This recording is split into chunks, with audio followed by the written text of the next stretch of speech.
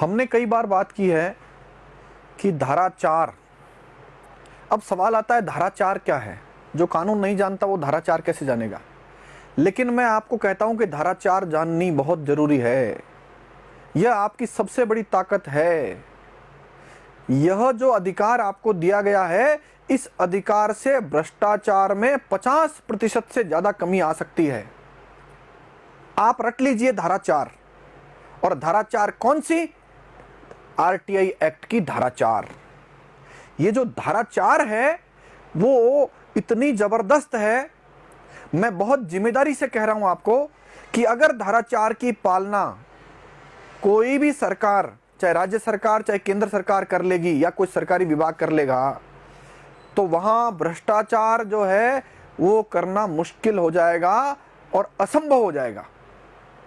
अब आप कहेंगे कि ये कानून तो 2005 में लागू हो गया था, और 2005 में जब ये कानून लागू हुआ और भारत के राजपत्र में, गजट में छपा, उसी दिन कानून लागू होने के पश्चात धारा 4 प्रभाव में आ गई थी और धारा 4 के तहत कुछ काम उनको करने थे, वो मैं आपको बताता हूं। ये जो सूचना का अधिकार आपको मिला, यह ऐसी ताकत है जो जनता को गलती से दे दी गई। आपको याद होगा कि आदरणीय मनमोहन सिंह जी जब प्रधानमंत्री थे तो पहले कार्यकाल में यह कानून, यह अधिकार हमको मिला, लेकिन दूसरे कार्यकाल में हमारे आदरणीय प्रधानमंत्री श्री मनमोहन सिंह जी बोले कि कानून गलत बन गया, इसको संशोधन करना पड़ेगा। हालांकि वो कार्यकाल में संशोधन नहीं कर पाए। लेकिन सवाल यह आता है कि अगर कोई नेता या कोई अफसर देश के एकमात्र कानून के लिए कहा जा रहा है कि कानून गलती से बन गया, तो निश्चित रूप से आप ये मानिएगा कि यह कानून जनता के लिए जबरदस्त बना था। यह जब राजपत्र में छपा और इसकी प्रस्तावना बनी, उस प्रस्तावना में 2-3 बातें बहुत महत्वपूर्ण है जो आज आपको जाननी जरूरी है। पहला, यह कानून जो है वह पारदर्शिता और जवाबदेही के लिए बनाया गया था। आप और हम जो टैक्स पे करते हैं, सरकार को राजकोष में पैसा जाता है, वो पैसा कहां खर्च होता है, किस काम में खर्च होता है, ये लोक सेवक, चाहे नेता हो, चाहे राष्ट्रपति हो, चाहे चपरासी हो, ये सब लोग जो काम कर रहे हैं उसमें पारदर्शिता आए और वो काम जो कर रहे हैं वह जवाबदेही उसकी सुनिश्चित की जा सके, इसके लिए कानून लाया गया था। और इसकी प्रस्तावना में स्पष्ट रूप से लिखा गया है कि पारदर्शिता और जवाबदेही के लिए। एक और बड़ा काम जो इस कानून से होना था, वह भी प्रस्तावना में स्पष्ट रूप से लिखा गया है कि यह कानून भ्रष्टाचार के दमन के लिए। अब आपके सामने सवाल होगा, भ्रष्टाचार का दमन कैसे होगा? हां, अब आप सुनिए कि भ्रष्टाचार का दमन भी इसी कानून से होगा। मैं बार बार कह रहा हूं कि इस कानून को छोड़ दीजिए, केवल एक धारा, इसकी एक धारा, एक सेक्शन, एक टुकड़ा, उसकी अगर पालना सुनिश्चित हो जाए, सरकार उसकी पालना कर देवे, तो भ्रष्टाचार पर 50% से ज्यादा कमी आ सकती है। देखिए, जब यह कानून बना था तो इस कानून में सूचना किसको कहा गया? सूचना कहा गया कि कोई भी अभिलेख, दस्तावेज, ज्ञापन, ईमेल, मत, सलाह, प्रेस विज्ञप्ति, परिपत्र, आदेश, लॉगबुक, संविदा, रिपोर्ट, कागज पत्र, नमूने, मॉडल, आंकड़ों संबंधी सामग्री, किसी प्राइवेट निकाय से संबंधित ऐसी सूचना सम्मिलित है जिस तक तत्समय प्रवर्त किसी अन्य विधि के अधीन लोक प्राधिकारी, यानी लगभग सरकार में, सरकारी विभागों में, लोक सेवकों के पास होने वाली सभी चीजें, सभी दस्तावेज और सभी काम यह सूचना के श्रेणी में आते हैं। बात बहुत छोटी लग रही है, लेकिन इन सब चीजों पर, जितनी चीजें मैंने बोली है, इस पर आपका अधिकार है। क्या अधिकार है? बता देता हूं। इस पर आप ऐसे सभी काम, वर्क, दस्तावेज और अभिलेखों का इंस्पेक्शन यानी निरीक्षण कर सकते हैं। आप सोचिए कि प्रधानमंत्री किसी सरकारी कार्यालय का निरीक्षण करने जाएगा, क्या देख सकता है? उनका काम देख सकता है, अभिलेख देख सकता है, दस्तावेज देख सकता है, वो सारा अधिकार आपको इस कानून में दे दिया गया है। इसके अलावा ऐसे दस्तावेजों या अभिलेखों के टिप्पणी, उद्धरण या प्रमाणित प्रतिलिपि लेना, कोई भी दस्तावेज सरकार में जो पड़ा है उसके दस्तावेज आप कॉपी ले सकते हैं, प्रमाणित कॉपी ले सकते हैं। कोई भी सामग्री है उसके प्रमाणित नमूने ले सकते हैं। आप सीडी में, फ्लॉपी में कोई डेटा है कंप्यूटर का, वह भी ले सकते हैं। मुझे लगता आप सहमत हो गए, ऐसा गजब का कानून पहले देश को मिला नहीं। हम तो अभी जो बात कर रहे हैं वो उससे भी महत्वपूर्ण है कि अचानक भ्रष्टाचार में कमी कैसे आ सकती है। मैं अभी थोड़ी देर बाद जो बात बताऊंगा आप मुझसे सहमत हो जाएंगे। ये जो कानून है, इस कानून में कई सारे काम उनको करने थे, और वो कब करने थे, अब मैं जो पेज आपको दिखा रहा हूं, अगर आप देख पा रहे हैं तो यह है सूचना का अधिकार और लोक प्राधिकारियों की बाध्यताएं। मतलब सरकारी कर्मचारी, सरकारी अधिकारी किस काम और के लिए बाध्य है, मैं वो बता रहा हूं। शुरू हो गई है धारा 4 जिसकी मैं बात कर रहा था, और धारा 4 यह कहती है किसी भी सरकारी तंत्र में, किसी भी सरकारी विभाग अथवा सरकारी कोई भी संस्थान, सरकारी कोई कंपनी अथवा कोई भी लोक प्राधिकरण अथवा न्यायपालिका, इसका मतलब हमारे टैक्स के पैसे से जहां जहां राजकोष का पैसा जाता है वो सभी लोग धारा 4 की पालना करने के लिए बाध्य होंगे। और कब बाध्य होंगे? जब कानून लागू हुआ उसके 120 दिन के अंदर अंदर। कानून कब लागू हुआ? 2005 में। और 2005 में जब लागू हुआ तो 2005 में ही यह सब काम सरकारों को करने थे, लेकिन नहीं किए गए। इसलिए नहीं किए गए क्योंकि हम जागृत नहीं थे। और क्या करना था? 120 दिन के भीतर उनको उस अपने सरकारी विभाग से संबंधित सारी चीजें,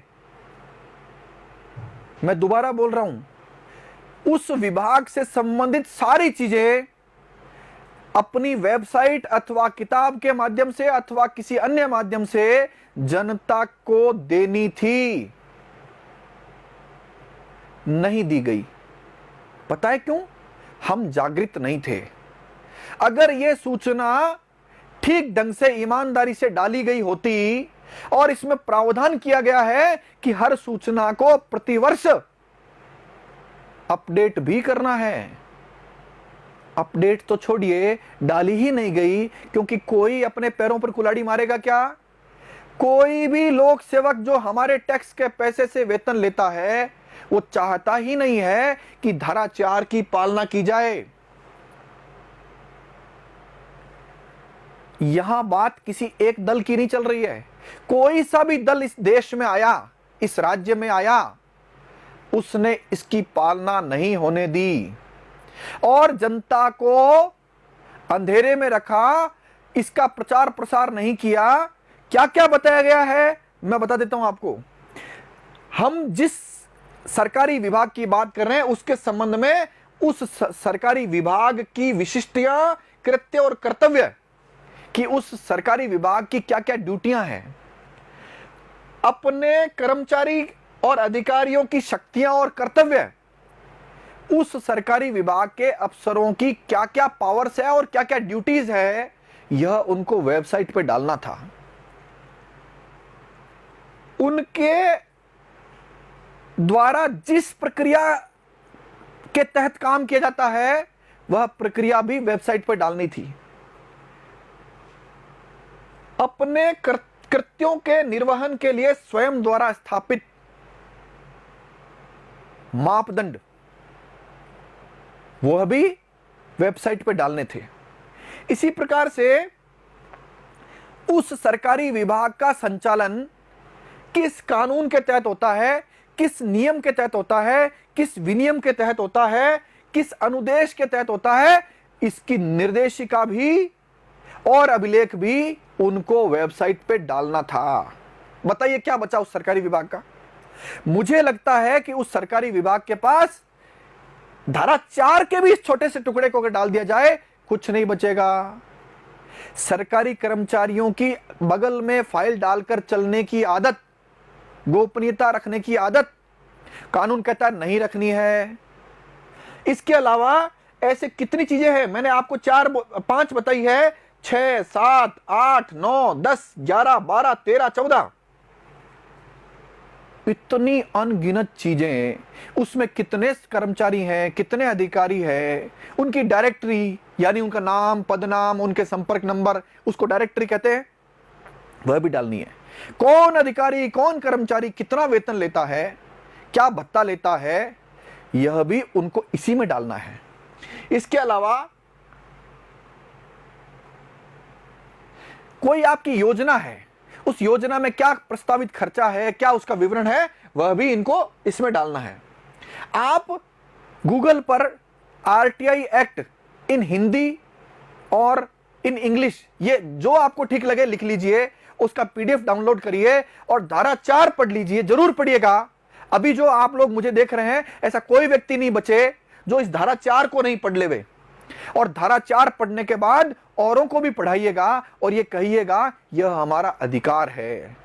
यह किसी पार्टी, दल या सरकार या लोक सेवक अफसर का एहसान नहीं है, यह दया नहीं है, यह अधिकार है और इस अधिकार को हमको मिलना ही चाहिए। नहीं मिलने पर ऐसी सरकार, ऐसे अफसर, ऐसे न्यायिक अफसर जिन्होंने पालना नहीं की, उनको दंडित किए जाने का भी प्रावधान है। मैं दोबारा बोल देता हूं, एक सरकारी विभाग की समस्त चीजें उनको अपनी वेबसाइट पे डालनी है। आप बताइए क्या जोर आता है? क्या मैं कह रहा हूं जोर नहीं आता? उस विभाग में जो भी दस्तावेज पड़े हैं, आप उसको स्कैन करके वेबसाइट पे डाल देंगे तो कुछ हजारों रुपए का खर्च आएगा। मेरा यह मानना है कि सूचना के अधिकार के तहत किसी को सूचना मांगनी ही नहीं पड़े। और धारा 4 की रचना की गई है इसी काम के लिए कि कोई व्यक्ति सूचना मांगे ही नहीं। कितना गजब का प्रावधान किया गया इसमें, और इस प्रावधान का हम इस्तेमाल नहीं कर पा रहे हैं पिछले 15 वर्षों से।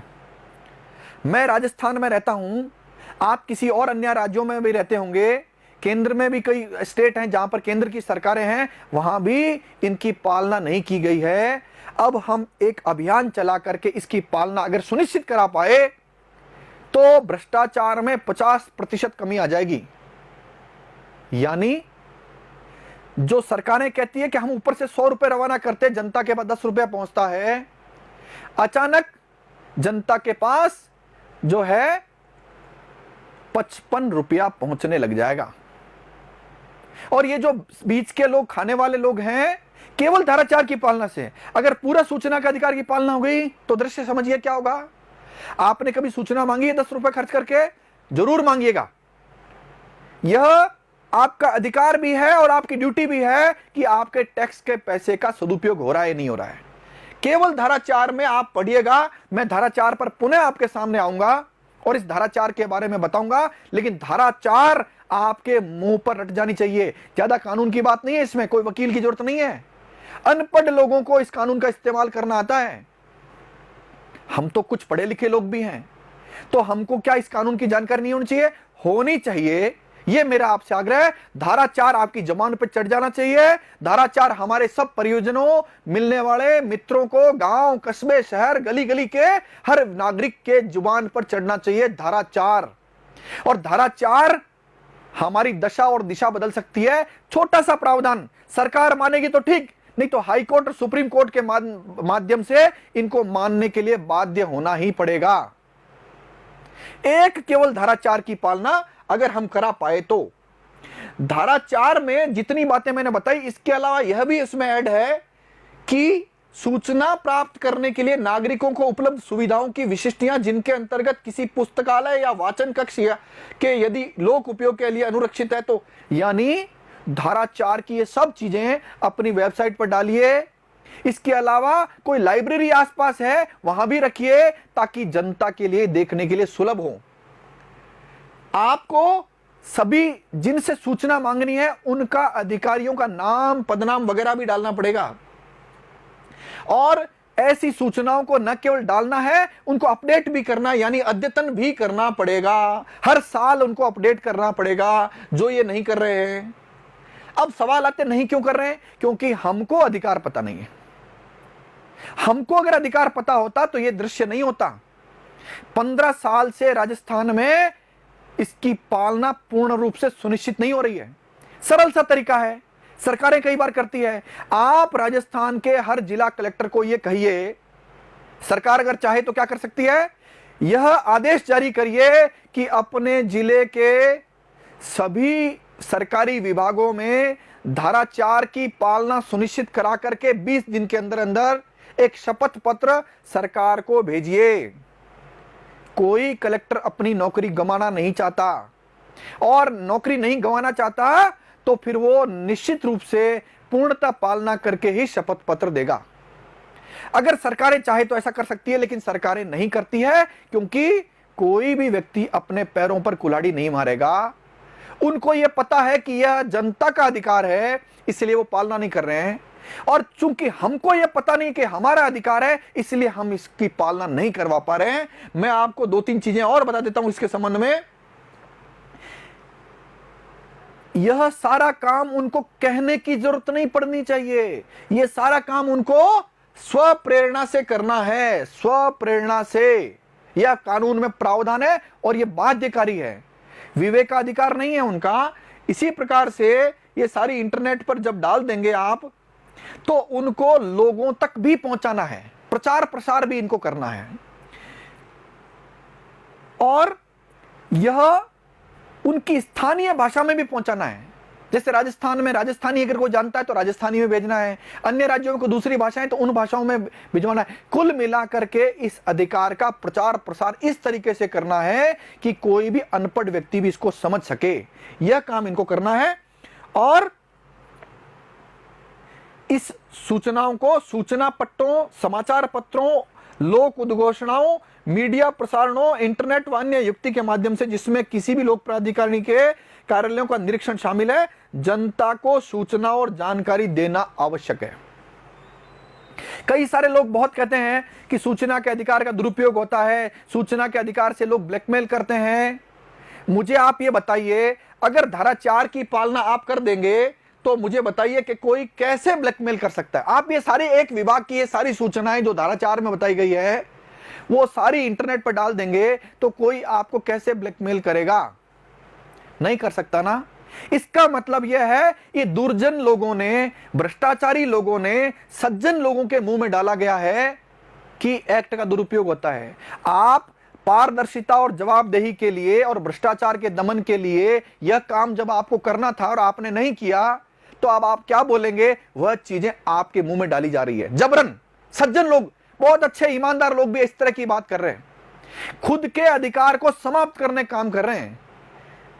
लोक सेवक तो नहीं चाहते कि आपको इसकी जानकारी आए, आप भी नहीं चाहते, हम भी नहीं चाहते कि हमें हमारे अधिकार मिले। दया नहीं है, ये कोई भीख नहीं है, कोई एहसान नहीं कर रही है सरकार, यह आपका अधिकार है।